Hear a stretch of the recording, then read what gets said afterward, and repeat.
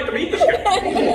In all seriousness though, I really like to meet the people in his life.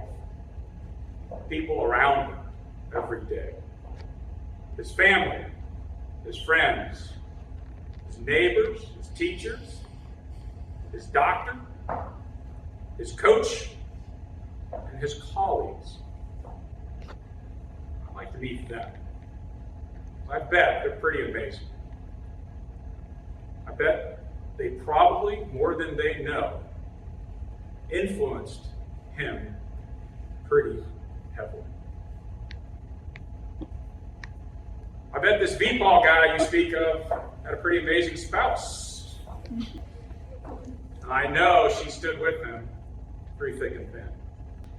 I bet she's the kind of spouse who would juggle her own career in education with the demands of raising children while he was gallivanting off to Afghanistan to try to help them understand how corruption will kill a nation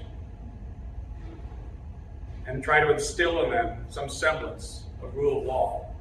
I bet she's the kind of spouse who would stand in the freezing rain on a cold November day and cry together, hand in hand, at the funeral of a fallen law enforcement officer.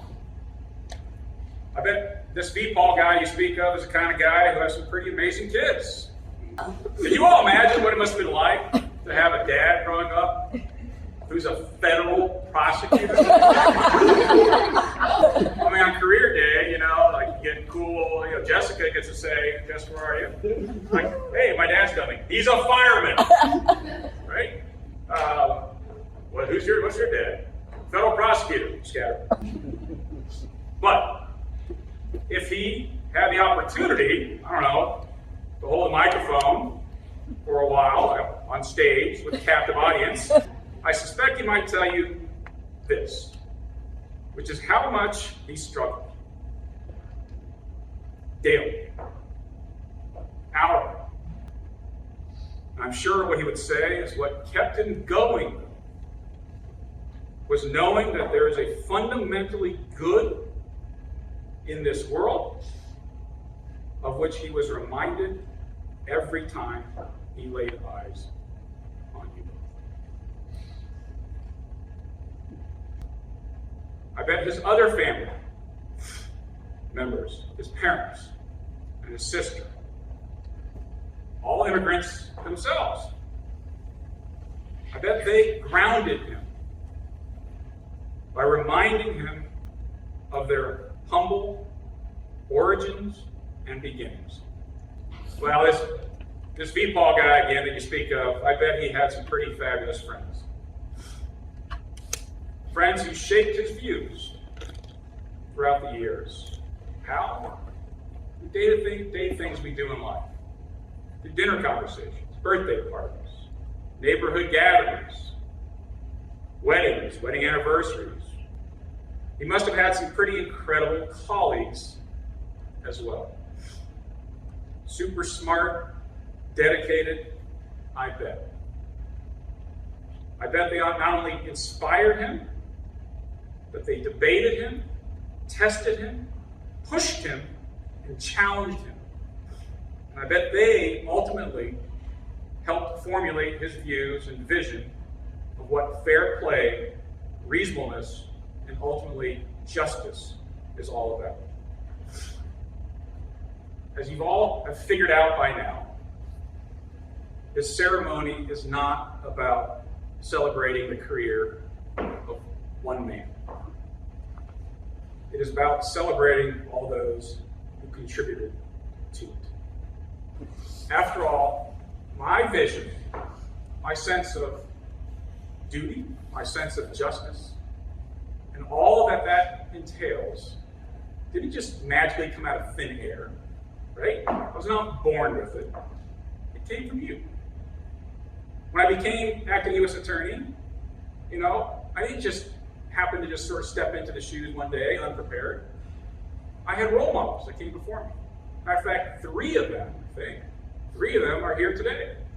In Ben Glassman, Dave DeVillers, and I saw Bill Hunt here earlier. These are three former U.S. attorneys that came obviously before me, and they served as my role models.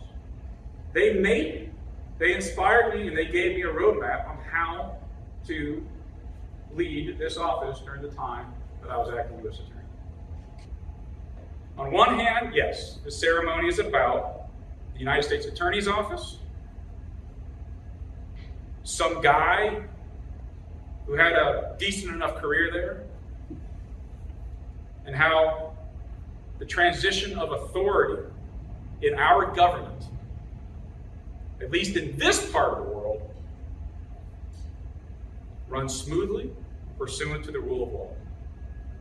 On that note, Ken Parker, who you just heard, he's my successor as United States Attorney. He's set to be officially sworn in next week during another ceremony. One thing, by the way, the department loves is ceremonies. Change in some parts of the world brings about like mass chaos, open warfare. But here in the Southern District of Ohio, we hold a ceremony and throw a party. We know how to roll. That's how we roll in the Southern District of Ohio. But in reality, none of this ceremony is about that. It's not about me, my career, or Ken, or what he's going to be assuming, or this office, or any man or woman. This is an opportunity for all of us to celebrate our own careers, to reflect on what we've all done and what we still have yet to do. It's an opportunity for us to rededicate ourselves to what we do and why we do it. I'm going to ask now that we all take a moment to do exactly that, to pause and reflect on why we all embarked on whatever career path we chose, and effectively to renew our vows, so to speak.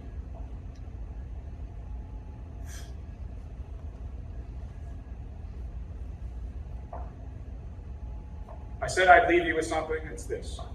I'm going to tell you the vow that I just took, because it's the same vow I've taken over and over and over in my life. It is something, though, that haunts me.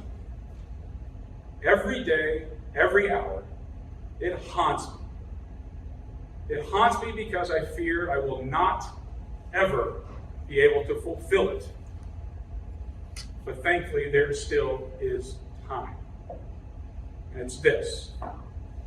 My vow is at the end of my life, as I look back on my life, when I no longer have the ability to do anything other than go gently in the night, when only my last breaths remain, I hope and I pray that I am able to say in earnest,